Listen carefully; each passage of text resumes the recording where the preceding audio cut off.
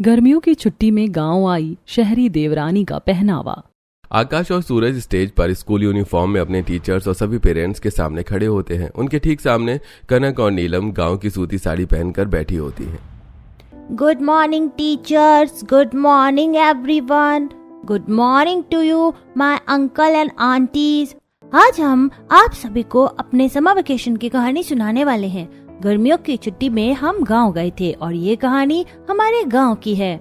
और अगर आप जानना चाहते हैं कि गर्मियों की छुट्टी में गांव जाकर आप क्या क्या सीख सकते हैं और हमने क्या सीखा, तो हमारे साथ ये पूरी कहानी जरूर सुनिए। सूरज और आकाश अपनी गर्मियों की छुट्टी की कहानी शुरू करते हैं। एक सुबह शॉर्ट नाइट ड्रेस पहने हुए कनक स्कूल के लिए तैयार होकर आकाश और सूरज को ब्रेड बटर जैम खिला रही होती है और सूरज अपने चश्मे साफ कर रहा होता है। ये क्या मम्मी, तुम रोज हमें ब्रेड बटर जैम ही खिलाती हो, कभी कुछ और बनाया करो ना। हाँ मम्मी, रोज रोज ब्रेड बटर जैम खाकर हमारा मन भर गया है।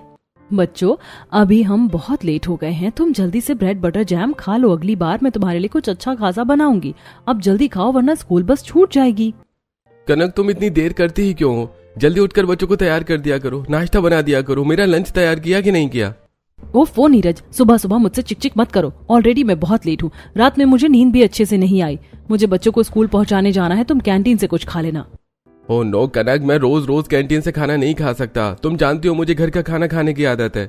अगर तुम्हें घर का खाना खाना है तो खुद जाकर बना लो और खा लेना। मुझे लेट हो रहा है, चलो बच्चों जल्दी। कनक हड़बड़ी में नाइट ड्रेस में ही सूरज और आकाश को लेकर घर से निकलती है और स्कूल बस के पास पहुंचती है। अरे भाभी, आप कितना देर करती हैं। आपकी वजह से दूसरे बच्चों को लेट हो जाता है। मम्मी, तुमने आज फिर देर कर दी। अब सभी बच्चे हमारा मजाक उड़ाएंगे। बच्चों, कोई भी तुम्हारा मजाक नहीं उड़ाएगा। और आप सब सुन लो, आज आंटी लेट हो गई हैं, कोई मेरे बच्चों का मजाक मत उड़ाना। Okay bye, have a nice day. Bus driver bus लेकर चला जाता है और कनक पसीने से भरी हुई घर लौटती है। ओ गॉड, इतनी गर्मी बढ़ गई है, ऊपर से हड़बड़ी में काम करने से और पसीना आ गया। पूरी भीग गई हूँ। अब लगे हाथ एक्सरसाइज करके फिर नहाऊंगी। नीरज ऑफिस के लिए निकल चुका होता है और कनक कमरे में आकर जिम सूट पहनकर बालकनी में एक्सरसाइज करने लगती है। 1 2 3 1 2 3। कनक जी, आज भी देर हो गई क्या? आप 10 बजे एक्सरसाइज कर रही हैं। अब 10 बज गए हैं तो क्या हुआ, एक्सरसाइज तो जरूरी है। देर तो हो ही गई है। बच्चों को इतनी हड़बड़ी में पहुंचाने गई, गर्मी से पूरा पसीने में भीग गई थी। कनक जी, आप रात में थोड़ा जल्दी सो जाया करिए, फिर सुबह आपकी जल्दी नींद खुल जाएगी। अरे मुझे रात में नींद ही नहीं आती है। मैं नींद की दवाई खाती हूँ तब जाकर कहीं नींद आती है, और वो भी बहुत देर से। इसीलिए सुबह उठने में देर हो जाती है और इस एक्सरसाइज से भी मुझे कोई फायदा नहीं हो रहा है। इसी तरह कनक की एक्सरसाइज पूरी होती है और कनक कमरे में नहाने चली जाती है। वहीं दूसरी तरफ गांव में नीलम मिट्टी के चूल्हे पर खाना बना रही होती है और आसपास सभी चीजें मिट्टी की होती है। नाश्ते में सभी को आलू के पराठे बहुत अच्छे लगे। अब खाने में चावल और दाल बना लेती हूँ और थोड़ा कच्चा आम बगीचे से लाकर डाल दूंगी। साथ में एक सूखी सब्जी बना लूंगी, तब सब मन भरकर खा लेंगे। नीलम आमों के बगीचे में आती है जहाँ कच्चे पक्के आम लहरा रहे होते हैं और नीलम कुछ कच्चे आम तोड़कर घर की तरफ आने लगती है जहाँ राम और लक्ष्मण खेत में खेल रहे होते हैं। बच्चों, मैं खाना बना रही हूँ, तुम लोग थोड़ी देर में आकर खाना खा लेना। हाँ मम्मा, तुम खाना बनाओ, मैं बहुत जोर से भूख लगी है, हम अभी आते हैं। नीलम घर लौटकर दोपहर का खाना बनाने लगती है। वहीं दूसरी तरफ दोपहर में कनक नहाकर अपने बेडरूम में आती है, एक शर्ट डिजाइनर ड्रेस पहनती है और चाय और ब्रेड खाते हुए फोन में रील्स देख रही होती है। कुछ समय बाद दोपहर में बच्चे स्कूल से आते हैं। अरे बच्चों, तुम आ गए? हाँ मम्मी, हम आ गए। अब हम अपने कमरे में गेम खेलने जा रहे हैं। अच्छा ठीक है बच्चों, मैंने तुम्हारे कमरे में तुम्हारे लिए वेफर और बिस्कुट रख दिए हैं, तुम लोग वो खा लेना। आकाश और सूरज अपने कमरे में आते हैं और वीडियो गेम खेलते हुए वेफर और बिस्किट खाने लगते हैं। शाम होती है और नीरज ऑफिस से घर आता है।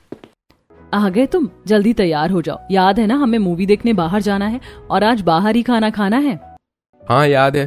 तुम घर का खाना खाना पसंद ही कहाँ करती हो? पापा बात कम कीजिए, जल्दी तैयार होइए, हमें बहुत जोर से भूख लगी है। भूख तो लगेगी ही ना बच्चों। सुबह ब्रेड बटर खाओगे, दोपहर में लंच नहीं करोगे, घर आकर गेम खेलोगे, तो यही होगा। कनक, तुमने बच्चों का लाइफस्टाइल बिगाड़ दिया है। मैंने किसी का कुछ नहीं बिगाड़ा है, तुम बहाने मत करो, जल्दी तैयार हो जाओ। नीरज अपने कमरे में जाकर शर्ट और जीन्स पहनकर तैयार होता है। कनक डिजाइनर ऑफ शोल्डर टॉप और जीन्स पहनती है और बच्चों को तैयार करके सब मूवी देखने जाते हैं। मूवी देखकर सभी बाहर निकलते हैं। बताओ आज क्या खाना है? पापा आज बर्गर खाएंगे। पापा मैं पिज्जा और सैंडविच खाऊंगा। मैं तो ग्रीन सलाद खाऊंगी। नीरज सब चीजें पैक करवाता है और पूरा परिवार एक साथ बैठकर जंक फूड खाता है। रात में कनक दवाई खाकर सो जाती है। कुछ दिन बीतते हैं और एक दोपहर कनक आयशा से बात कर रही होती है। मेरी गर्मी की छुट्टियां पड़ गई हैं। हम बाहर घूमने जाने की सोच रहे हैं। क्या तुम्हारे बच्चों को गर्मी की छुट्टियां मिल गई? कहाँ जा रही हो घूमने? सोच रही हूँ इस बार पेरिस चले जाए। अभी डिसाइड नहीं किया है। पिछली बार हम पेरिस गए थे, बहुत अच्छी जगह है, तुम वहाँ जा सकती हो और वहाँ एक फेमस स्पॉट है, वहाँ जरूर जाना। कनक आयशा से बात कर ही रही होती है कि तभी नीरज बच्चों को स्कूल से लेकर घर आता है। सूरज हाथ में आईडी कार्ड घुमा रहा होता है और आकाश पानी की बोतल घुमाकर सोफे पर फेंकता है और खुद सोफे पर कूदने लगता है। तब आयशा वहां से चली जाती है। बच्चों ये क्या कर रहे हो तुम लोग? आकाश, तुम जूते पहनकर सोफे पर क्यों चढ़ गए? मम्मी हमारी गर्मी की छुट्टियां पड़ गई हैं, ढिंची ढिंची। सूरज और आकाश कनक के दोनों हाथ पकड़कर उसे गोल गोल घुमाने लगते हैं। नीरज, अगर तुम बच्चों को स्कूल से लेकर आ रहे थे जल्दी तो तुम्हें बताना चाहिए था। अरे बच्चों रुक जाओ, तुम्हारी मम्मी को चक्कर आ जाएंगे। देखो नीरज, गर्मी की छुट्टियों में मैं तुम्हारे बच्चों को नहीं संभाल सकती। ये बहुत बदमाशी करते हैं, प्लीज कहीं घुमाने लेकर चलो। हाँ पापा, आपकी भी तो छुट्टी पड़ी है, हमें इस बार कहीं अच्छी जगह घुमाने लेकर चलिए। हम ढेर सारी फोटो और रील बनाएंगे। पापा इस बार लंबी छुट्टी पर चलेगा, आपको भी ऑफिस से छुट्टी मिली है। हाँ, बहुत सालों बाद मुझे भी छुट्टी मिली है। इस बार मैं अपने गांव जाऊंगा। क्या गर्मी की छुट्टी में गांव? नहीं नहीं, बिल्कुल नहीं, हम गांव नहीं जाएंगे। हाँ पापा, हम गांव जाकर क्या करेंगे? आप हमें न्यूजीलैंड लेकर चलिए। हाँ पापा, वहाँ बर्फ होगी, हम वहाँ खेलेंगे। अरे बच्चों, एक बार मेरे गांव तो चलो, तुम्हें बहुत मजा आएगा। गांव बहुत अच्छी जगह है। क्या रखा है गांव में? धूल मिट्टी और गाय का गोबर। पापा हमें ऐसी जगह नहीं जाना जहाँ इतनी गंदगी हो। कनक तुम बच्चों को मत भड़काओ, मेरा गांव बहुत अच्छा है। गर्मियों की छुट्टी में गांव से अच्छी जगह कोई नहीं होती और ये तय है कि हम गांव ही जाएंगे। जब से मैं शहर आया हूँ तब से एक बार भी गांव नहीं गया। इस बार मैं गांव ही जाऊंगा, तुम लोग तैयारी कर लो। इतना कहकर नीरज अपने कमरे में चला जाता है। ऐसे ही दिन बीतते हैं और अगले दिन कनक सूरज और आकाश को लेकर शॉपिंग मॉल में कपड़े खरीदने आती है।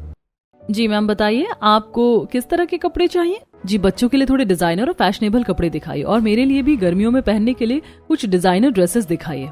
बच्चों तुम दोनों उस अंकल के पास चले जाओ, वो तुम्हें ढेर सारे कपड़े दिखा देंगे। मैम आप मेरे साथ आइए। सूरज और आकाश अपने कपड़े देखने लगते हैं और कनक सेल्स गर्ल के साथ अपनी ड्रेसेस देखने लगती है। ऐसे कपड़े नहीं चाहिए मुझे थोड़े खुले कपड़े चाहिए। आप कुछ ऐसा दिखाइए जो सिंगल स्टेप हो और घुटने से ऊपर तक का हो। फुल स्लीव्स नहीं चाहिए। कनक अपने लिए ढेर सारी छोटी ड्रेसेस लेती है और बच्चों के लिए भी अच्छे कपड़े और महंगे कॉस्मेटिक प्रोडक्ट्स खरीदकर घर लौटती है। तुमने मेरे लिए कपड़े खरीदे या नहीं? पापा देखो, हमने अपने लिए कितने सारे कपड़े खरीदे। अरे बच्चों, पापा के लिए भी कपड़े खरीदे, वो भी दिखाओ। गांव में मुझे कपड़ों की क्या जरूरत है, तुम लोग अपने कपड़े रख लो, मेरे लिए बस 3 जोड़ी काफी है। अच्छा ठीक है, किसी का तो लगेज कम है। वैसे तुमने टिकट करवाई? हाँ, और इस बार मैंने बस के टिकट कराए हैं। बच्चों तुम्हें बस में बहुत मजा आएगा। ऐसे दिन बीतता है और अगले दिन सुबह तेज धूप में पूरा परिवार बस पकड़कर गांव के लिए रवाना होता है। रास्ते में बच्चे खिड़की से झील, पेड़ और कई तरह के पक्षी देखते रहते हैं। पापा एरोप्लेन में तो सिर्फ बादल दिखते हैं, तो कितने सारे पेड़ और अलग अलग बर्ड्स दिख रहे हैं। अरे बच्चों, अभी तो गांव आया भी नहीं है, एक बार गांव चलो फिर देखना। हाँ बच्चे, एक बार गांव चलो, वहाँ तेज धूप में तंदूर बन जाओगे। पूरा परिवार सुबह 6 बजे गांव के बस स्टॉप पर उतरता है। तेज धूप में सूरज चमक रहा होता है। कनक व्हाइट कलर की शॉर्ट 1 पीस, सनग्लासेस और व्हाइट हैट पहनकर खड़ी होती है। आहा, गांव की ताजी खुशबू, ये खुशबू सिर्फ गांव में ही मिल सकती है। पापा आपको कौन सी ताजी खुशबू आ रही है? हमें तो बदबू आ रही है। बच्चों, ये गाय के गोबर और मिट्टी की खुशबू है। नीरज, मैंने कहा था ना बच्चों को यहाँ मत लाओ, मेरे बच्चों को इन्फेक्शन हो जाएगा। पापा आप हमें इस धूल मिट्टी में क्यों लेकर आए? आप हमें वापस ले चलिए। अरे बच्चों, ये वही धूल मिट्टी है जिसमें तुम्हारे बाप दादा खेलकर बड़े हुए हैं। इसी ने मुझे ताकत दी है कि अकेले शहर आया और आज तुम अच्छे स्कूल में पढ़ रहे हो। अब जल्दी से घर चलो, दादा दादी इंतजार कर रहे हैं। तेज धूप में सभी पैदल गांव की तरफ चलते हैं और गांव की औरतें कनक को घूर कर देखने लगती हैं। अरे वो देखो, शहरी तितलियां आई हैं। ये शहरी औरतें कपड़े क्यों पहनती हैं? जो ढका होना चाहिए वो खुला है और आंखें खुली होनी चाहिए तो वो ढका है। बड़े अजीब लोग हैं शहर में। ये लोग मुझे ऐसे क्यों घूर रहे हैं? अरे गांव आई हो और ऐसे कपड़े पहने हैं तो लोग देखेंगे ही। अब जल्दी घर चलो। पूरा परिवार अपने गांव के पुश्तैनी घर में पहुंचता है, जहां आंगन में नीलम तुलसी के पौधे पर जल चढ़ा रही होती है। भाभी देखो, आपका देवर अपनी देवरानी को लेकर आया है। अरे देवर जी, देवरानी जी, बच्चों रुकिए, मैं अभी सभी को बुलाती हूँ। माँ जी, पापा जी, देखिए देवर जी और देवरानी जी आए हैं। नीलम की आवाज सुनकर शारदा और रामलाल घर के अंदर से बाहर आते हैं और शारदा आरती की थाली लेकर आंगन में पहुंचती है। अरे नीरज, कितने दिन लगा दिए तूने शहर से गांव आने में। अरे हाँ मेरे बच्चे, मुझे तो लगा तू हमसे मिलना ही नहीं चाहता। अरे शारदा जल्दी आरती उतारो, मुझे अपने पोतों को गले लगाना है। You, it's so disgusting. अरे नीरज, ये बहू अंग्रेजी में क्या बोल रही है? नहीं पापा, कुछ नहीं, बस तारीफ कर रही है। क्यों नीरज, अब तो इतना बड़ा हो गया कि अपने बाप से झूठ बोलेगा। हमें अंग्रेजी नहीं आती तो क्या हुआ, चेहरा तो हम भी पढ़ लेते हैं। और बहू, ये किस तरह के कपड़े पहने हैं, जानती हो ना ये गाँव है। मुझे कोई शौक नहीं था आपके गांव में आने का। आपका बेटा मुझे और मेरे बच्चों को जबरदस्ती लेकर आया है। अब बस मुझे ये बताइए, मेरा कमरा कहाँ है जहाँ मैं आराम कर सकूं? नीरज, मेरे बगल वाला कमरा मैंने साफ करवा दिया है। लाइन से 3 कमरे खाली हैं, जो पसंद आए वो ले लो। शारदा, कनक, नीरज और बच्चों की आरती उतारती है। नीरज राघव के साथ गांव घूमने निकल जाता है और कनक तुरंत अपने कमरे में चली जाती है और मिनी बैटरी फैन से खुद को हवा करने लगती है। इस नीरज को भी पता नहीं क्या चुल मची थी गांव आने की। खुद तो बाहर घूम रहा है और मुझे यहाँ छोड़ दिया। मम्मी, सुबह से इतनी धूप थी, अब तो धूप और तेज हो गई है। बच्चों, मुझे पता था गांव में इतनी तेज धूप होती है, इसीलिए मैं 4 डब्बे ठंडे पाउडर लेकर आई हूँ। बिना पाउडर लगाए तुम लोग बाहर मत निकलना। कनक बच्चों को पाउडर लगाती है और दोपहर में नहाकर स्कर्ट और क्रॉप टॉप पहनकर हॉल में आती है, जहाँ रामलाल और गांव के बुजुर्ग बैठे होते हैं, जो कनक को देखकर खांसने लगते हैं। एक तो गांव में इतनी गर्मी है, ऊपर से मुझे अब तक किसी ने चाय भी नहीं दी। मुझे चाय मिलेगी? और पापा जी को कोई पानी दो, इन्हें खांसी आ रही है। देवरानी जी, पापा जी को खांसी नहीं आ रही है। खांसी नहीं आ रही तो खांस क्यों रहे हैं? देवरानी जी, आपने इतनी छोटे कपड़े क्यों पहने हैं और गला भी दिख रहा है, इसीलिए वो खांस रहे हैं। आप कपड़े बदल कर आइए। होंगी आप मेरी जेठानी, पर आप जैसी गांव की गवार को मेरे कपड़ों पर कुछ कहने की जरूरत नहीं है। खुद के कपड़े देखें, एक सूती साड़ी लपेटी हुई है, मैं तो ऐसे ही कपड़े पहनूंगी। खाने का समय होता है और पूरा घर परिवार साथ बैठता है। नीलम सभी को मिट्टी के बर्तनों में खाना परोसती है। अब क्या मैं मिट्टी के बर्तन में खाना खाऊंगी? मुझे खाना खाना है, मिट्टी नहीं। अगर हम इसमें खाना खाएंगे तो हमारे पेट में मिट्टी चली जाएगी। अरे नहीं बच्चों, ऐसा कुछ नहीं होगा। हम वर्षों से मिट्टी के चूल्हे पर ही खाना बना रहे हैं, खा रहे हैं और मिट्टी के बर्तन में ही खाना खाते हैं। इसलिए मुझे गांव पसंद है। यहाँ टेक्नोलॉजी इतनी हाईफाई हो गई है और ये लोग अभी भी मिट्टी के चूल्हे पर खाना बनाते हैं और मिट्टी के बर्तन में खाना खाते हैं। छी, बस आराम खोजते हैं गांव के लोग। अच्छा नीलम, तेरी शहरी देवरानी को मिट्टी के चूल्हे पर खाना बनाना आसान लगता है। हाँ, तो इसमें कौन सी बड़ी बात है? इससे ज्यादा मुश्किल काम मैं करती हूँ। अच्छा ठीक है बहू, इसी बात पर तू एक बार मिट्टी का चूल्हा जला कर दिखा दे। चल आंगन में। शारदा कनक को लेकर आंगन में आती है, जहाँ मिट्टी का चूल्हा रखा होता है और आसपास पड़ोसी भी खड़े होते हैं। हाँ, बस यही चूल्हा जलाना है, अभी जला देती हूँ। कनक लकड़ी डालकर माचिस की तीली जलाती है, लेकिन चूल्हा नहीं जलता। देवरानी जी, तीलियों से लकड़ी नहीं जलेगी, कागज से जलाइए तब आग टिकेगी। मुझे पता है, मुझे मत सिखाइए। कनक कागज लगाकर चूल्हे को जलाती है, जिससे धुआं निकलने लगता है और कनक खांसने लगती है। मैं नहीं कर ये बेकार काम, मैं टेक्नोलॉजी के साथ चलती हूँ। एक बटन दबाने से गैस चूल्हा जल जाता है। ये फालतू काम आप ही कीजिए। अरे नीलम, तेरी शहरी देवरानी तो बड़ा बोल रही थी, गांव का चूल्हा भी नहीं जला पाई। सभी औरतें कनक पर हंसने लगती हैं और कनक गुस्से में अपने कमरे में चली जाती है। ऐसी दिन बीतता है और अगले दिन कनक अपने कमरे में बच्चों से बात कर रही होती है। बच्चों, क्या तुम्हें यहाँ गांव में अच्छा लग रहा है? नहीं मम्मी, यहाँ आइसक्रीम, बर्गर, पिज्जा कुछ नहीं, हमें बिल्कुल अच्छा नहीं लग रहा। तो जाओ अपने पापा से कहो कि हमें कहीं और लेकर चलें या वापस घर चलें। सूरज और आकाश घर के बाहर आते हैं, जहाँ नीरज धोती कुर्ता और पगड़ी पहनकर कुछ लोगों से बात कर रहा होता है। अंकल, आपने मेरे पापा को देखा? वो आप लोगों के साथ ही बातें करते हैं ना? अरे बच्चों, मैं ही तुम्हारा पापा हूँ, पहचान नहीं रहे हो क्या? पापा, ये क्या गवार जैसा हुलिया बना रखा है? हम यहाँ नहीं रहना चाहते, हमें वापस ले चलिए। बच्चों, ये गवारों वाला हुलिया नहीं है, ये हमारे गांव के कपड़े हैं। अभी तो तुम आई ही हो, जाओ अपने भाइयों के साथ खेलो और गांव घूमो, फिर बताना कैसा लगा। आओ मेरे साथ खेलो, बहुत मजा आएगा। नहीं नहीं, तुम लोग मिट्टी में खेलो, हम नहीं खेलेंगे, हम अभी नहाकर आए हैं। नहाकर तो हम भी आए हैं, चलो फिर से नहाने चलते हैं। राम और लक्ष्मण अपने दोस्तों के साथ नदी में नहाने चले जाते हैं और सूरज और आकाश खड़े होकर देखते रहते हैं। तभी नीलम और कनक पीछे से पहुंचती हैं। अरे तुम लोग दूर खड़े क्या देख रहे हो? आओ हमारे साथ नहाओ। देवरानी जी, आप भी नदी के ठंडे पानी में नहा लीजिए, बहुत मजा आएगा। छी, इस नदी में लोग अपने भैंस नहला रहे हैं, इतने सारे लोग साथ में नहा रहे हैं और वहीं जूठे बर्तन भी धो रहे हैं। मैं नहीं नहाऊंगी इस नदी में और ना ही मेरे बच्चे नहाएंगे। बच्चों, तुम लोग घर जाओ, राम और लक्ष्मण की बात मत सुनना। कनक के कहने पर आकाश और सूरज घर की तरफ चले जाते हैं और कनक नीलम के साथ गांव के बाजार में सब्जियां खरीदने आती है। देवरानी जी, आपको बच्चों को नहीं भगाना चाहिए था, बच्चों को तो कम से कम नहाने देती। जेठानी जी, आप जैसे गंवार को मुझे सिखाने की जरूरत नहीं है। मैं इस गांव में किसी को जानती नहीं हूँ और घर बैठकर बोर हो गई थी, इसीलिए आपके साथ आ गई हूँ। अब चुपचाप सब्जियां खरीदिए और मुझे परेशान मत करिए। तभी कनक को शॉर्ट ड्रेस पहने देखकर गांव की कुछ औरतें नीलम के पास आती हैं। नमस्ते काकी, नमस्ते ताई। क्यों नीलम, तूने इतनी बढ़िया सूती साड़ी पहनी और अपनी देवरानी को बच्चों के कपड़े पहना दिए? तू नहीं चाहती क्या तेरी तरह इसकी भी तारीफ हो?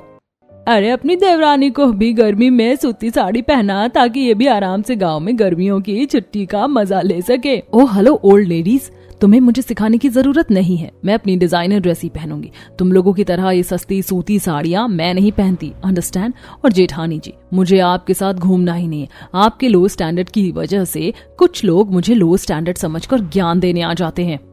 इतना कहकर कनक मुंह ऐंठ कर अपने घर की तरफ चली जाती है और ऐसे ही कुछ दिन बीतते हैं। एक दिन अपने दोस्तों के साथ राम, लखन, आकाश और सूरज को लेकर एक आम के बगीचे में आए होते हैं, जहां सभी बच्चे आम तोड़कर खा रहे होते हैं। आहा, ये कितने रसीले आम है, मजा आ गया आम खाकर। आकाश भैया देख के ना, ये लोग कितने मजे से आम खा रहे हैं, बहुत टेस्टी लग रहे हैं ये आम। हमें भी आम खाना है, हमें भी आम दो। आम खाने तो खुद तोड़ कर खा लो, मैं अपने आम क्यों दूं? ठीक है, हम खुद ही तोड़ लेंगे। आकाश जमीन से पत्थर उठाकर राम की तरफ फेंकता है, लेकिन पत्थर वापस सूरज के चश्मे की तरफ आता है। तभी राम हवा में ही पत्थर पकड़ लेता है। थैंक यू राम भैया, तुमने बचा लिया, वरना मेरा चश्मा टूट जाता। अरे मेरे होते हुए मैं तुझे कुछ नहीं होने दूंगा, पर ऐसे आम थोड़ी तोड़े जाते हैं, रुक हम सिखाते हैं। राम आकाश के हाथ से गुलेल पकड़ाकर उसे चलाना सिखाता है। ये देखो, गुलेल ऐसे पकड़ो, इसमें पत्थर लगाओ, एक आंख बंद करो और जिस आम को तोड़ना है उसे देखो और फिर मारो। पत्थर सीधे आम के गुच्छे में लगता है और 4 आम जमीन पर गिर जाते हैं। आहा, ऐसे रसीले और टेस्टी आम मैंने कभी नहीं खाए। अरे ये हमारे बगीचे के नहीं है, ये किसी और के हैं। मतलब तुम लोग चोरी कर रहे हो, ये तो गलत बात है। अरे ये गांव है, यहाँ चोरी नहीं होती। अरे बच्चों, इसमें चोरी की कौन सी बात है? अरे बगीचे के आम हैं, मेरे बच्चे ही खा रहे हैं, आराम से खाओ जितना मन करे। ऐसे कुछ दिन बीतते हैं और राम, लक्ष्मण रोज आकाश और सूरज को अपने साथ गांव घुमाने ले जाते हैं। एक दिन राम और लक्ष्मण मिट्टी से खिलौने बना रहे होते हैं। तुम लोग इतनी गंदी मिट्टी में क्या कर रहे हो? इन्फेक्शन हो जाएगा। तुम लोग कितने लल्लू पिल्लू हो, कुछ नहीं होगा। देखना, इस मिट्टी से हम कितना सुंदर घोड़ा बनाएंगे। थोड़ी देर में राम और लक्ष्मण मिट्टी से घोड़ा, हाथी और कई तरह के खिलौने बना देते हैं। ये तो बहुत सुंदर लग रहे हैं, तुमने ये कैसे बनाए? अरे बहुत आसान है, आओ हमारे साथ बैठो, हम सिखाते हैं। राम और लक्ष्मण आकाश और सूरज को मिट्टी के खिलौने बनाना सिखाते हैं और धीरे धीरे आकाश और सूरज गांव के बच्चों के साथ घुलने मिलने लगते हैं। और एक दिन कनक टॉप शर्ट पैंट पहनकर गांव के मैदान में आती है, जहां आकाश और सूरज गांव के बच्चों के साथ कबड्डी खेल रहे होते हैं। वहीं नीरज गांव के कपड़े में राघव और अपने दोस्तों के साथ बैठे बात कर रहा होता है।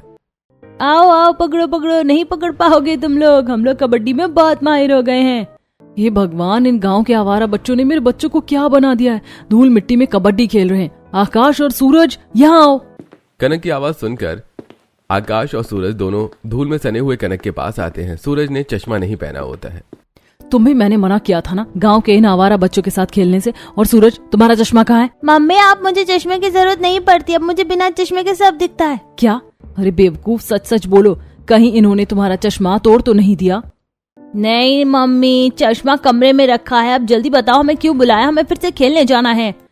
बच्चों, तुम्हें ये गांव पसंद नहीं है ना, तो अपने पापा से कहो कि घर चले। पूरी गर्मी की छुट्टियां हम यहाँ बर्बाद नहीं कर सकते। नहीं मम्मी, हमें घर नहीं जाना, हम तो गर्मी की छुट्टियां गांव में ही बिताएंगे। हाँ मम्मी, तुम लोग हमारे स्कूल भी गांव में ही लगवा दो, हम यहीं रहेंगे। सूरज और आकाश की बात सुनकर कनक और परेशान हो जाती है। ऐसे ही एक दिन पूरा परिवार हॉल में बैठकर बातें कर रहा होता है, जहां कनक शॉर्ट ड्रेस पहनकर आती है। नीलम, तो अपनी देवरानी को समझाती क्यों नहीं? देखो देखो, शॉर्ट ड्रेस पहनकर सबके सामने आ गई है, नीचे कुछ पहना ही नहीं है। ये शॉर्ट ड्रेस है और ये इतना ही होता है। देवरानी जी, ऊपर से तो पूरी ढकी हैं आप, नीचे थोड़ा और लंबा होता तो ठीक रहता। अरे देखो, गांव में एक लड़की की शादी है, हमारा पूरा परिवार आमंत्रित है, हमें उसमें जाना है। सभी अच्छे कपड़े पहनना। छोटी बहू, बड़ी बहू की जिम्मेदारी है कि अपनी देवरानी को साड़ी या लहंगा पहना कर ले आए, समझी? इतना कहकर रामलाल वहां से चले जाते हैं। सभी अपने अपने कमरे में चले जाते हैं। शाम होती है। नीलम कनक के कमरे में आती है, जहां कनक अलमारी के पास खड़ी होती है। देवरानी जी, आप क्या पहनने वाली हैं? मैं आपको क्यों बताऊं मैं क्या पहनूंगी। मैंने सुना पापा जी ने कहा लहंगा पहनना है तो मैं लहंगा ही पहन रही हूँ। अब आप जाइए, मुझे ज्ञान नहीं चाहिए। शुक्र है आपको पापा जी की बात समझ में आई। कोई अच्छा सा लहंगा पहनकर देवर जी के साथ आ जाइएगा। मैं पहले ही वहां जा रही हूँ, बहुत काम है। इतना कहकर नीलम चली जाती है। थोड़ी देर बाद गांव की बेटी की शादी में पूरा परिवार हाथ बटा रहा होता है। तभी कनक डिजाइनर साड़ी में शादी में आती है। साड़ी में लंबा कट होता है जिससे एक पैर दिख रहा होता है। ऊपर बैकलेस ऑफ शोल्डर ब्लाउज होता है। छी छी छी छी छी, अरे ये कैसी लड़की आ गई है शादी में। अगर ये यहाँ रही तो मैं शादी नहीं करवाऊंगा। अरे रामलाल, तेरी शहर की बहू जब से गांव आई है तब से ऊट पटांग कपड़े पहन रही है, और आज इसकी हिम्मत देखो, गांव की बेटी की शादी में ऐसे कपड़े पहन कर आ गई। अरे तुम लोग अपनी बहू को लेकर इस शादी से चले जाओ, हमारे गांव की इज्जत खराब मत करो। अरे आप लोग नाराज मत होइए, मेरी बहू से गलती हो गई। अरे गलती नहीं है, आदत बन चुकी है भाई। नीलम, गांव की बेटी की शादी रुके इससे पहले अपनी शहरी देवरानी को यहाँ से लेकर जाओ। पूरा परिवार बेइज्जत होकर घर लौट आता है। बहू, मैंने तुम्हें जिम्मेदारी दी थी, तुम उसे ठीक कपड़े नहीं पहना पाई। माफ कर दीजिए पापा जी, मुझसे गलती हो गई। ये झूठ क्यों बोल रही है? आज हमारे गांव के साथ दूसरे गांव में भी हमारी मिट्टी पलीत हो गई। अरे गर्मियों की छुट्टी में तुम्हारी शहरी देवरानी को बुलाना ही नहीं चाहिए था। तभी अपने अपने कमरे में चले जाते हैं। वहीं कनक को अपनी गलती का एहसास होता है। नीरज, तुमने देखा ना सभी ने मेरी कैसे बेइज्जती की। मुझे नहीं रहना इस गांव में, हम कल ही शहर जाएंगे। किसी ने तुम्हारी बेइज्जती नहीं की, तुमने हरकत ही ऐसी की है। और मैंने कहा था ना, अगर बच्चों को गांव पसंद आ गया तो मैं पूरी गर्मी की छुट्टियां यहीं बिताऊंगा। तो मैं अपने बच्चों के साथ गर्मियों की छुट्टियां यहीं बिताऊंगा। अच्छा, तुम बाहर घूमोगे और मैं कमरे में बंद रहूंगी? हरगिज नहीं। तभी सूती साड़ी पहने मिट्टी की थाली में खाना लिए नीलम कमरे में आती है। आप दोनों लड़िए मत और खाना खा लीजिए। बंद करो ड्रामा। तुम खुद को ओवर स्मार्ट समझती हो। पापा जी से झूठ बोलकर सबके सामने अच्छा बनना चाहती थी। नहीं देवरानी जी, आप गर्मियों की छुट्टियों में गांव आई हैं। अगर आपको पापा जी डांटते तो अच्छा नहीं लगता, इसीलिए मैंने झूठ बोला था। तुम जैसी अनपढ़ गंवार ये साड़ी पहनने वाली मुझे समझाएगी? देवरानी जी, आप शहर से आई हैं, इसीलिए आपको गांव के तौर तरीके पुराने और गंवार लगते हैं। लेकिन असलियत यह है कि आप हमारी भारतीय संस्कृति को भूल रही हैं। ये साड़ी सिर्फ कपड़ा नहीं है, ये हर भारतीय महिला की पहचान है। और हमारे गांव में ऐसी टेक्नोलॉजी है जो आपके शहर में भी नहीं मिलेगी। ऐसी कौन सी टेक्नोलॉजी है तुम्हारे गांव में जो हमारे शहर में नहीं है? आज तक आपने मेरे साथ पूरा गांव घूमा ही नहीं है। कल एक दिन मेरे साथ चलिए, आपको समझ आ जाएगा कि हमारे गांव में क्या है और इस सूती साड़ी की क्या कीमत होती है। ठीक है, देखती हूँ तुम्हारे गांव में क्या दिखाने लायक है। मैं भी चलूंगी, देखती हूँ तुम्हारी बातें कितनी सच्ची हैं। नीलम हल्की मुस्कान के साथ कमरे से बाहर चली जाती है। रात धीरे धीरे गांव पर उतरती है और अगले दिन की सुबह हल्की धूप के साथ शुरू होती है। नीलम कनक के कमरे में आती है, जहां कनक एक शॉर्ट ड्रेस में तैयार खड़ी होती है। देवरानी जी, कल इतना बड़ा ड्रामा हुआ और आज फिर ऐसे कपड़े। ज्यादा हीरोइन मत बनो, सिर्फ आज के लिए मैं तुम्हारे साथ घूमूंगी। अब चलो, कहाँ चलना है? कनक तेज धूप में नीलम के साथ गांव के बाहरी हिस्से की तरफ निकल पड़ती है और दोनों एक खुले मैदान में पहुंचती हैं, जहां कुछ औरतें सूती साड़ी बना रही होती हैं। यहाँ क्यों लाई हो मुझे? और ये सब औरतें क्या कर रही हैं? जिस सूती साड़ी को आप गंवार समझती हैं, उसकी असल मेहनत और तकनीक दिखाने वो देखिए। वहाँ चरखे पर औरत सूत इकट्ठा कर रही है। हाँ, तो इसमें कौन सी बड़ी बात है? मुझे पता है सूत से सूता बनता है। और उसके बगल में सूतों को पाँच कर साड़ी बनाई जा रही है। तब तो ये भी आपको आता होगा। और उसके बगल में सादे सूतों को रंगा जा रहा है। नीलम कनक को चरखे से धागा बनाने और फिर बुनाई और रंगाई तक का पूरा प्रोसेस दिखाती है। फिर एक कोने में लाल सूती साड़ी पर हाथ से डिजाइन बना रही औरत के पास लाती है।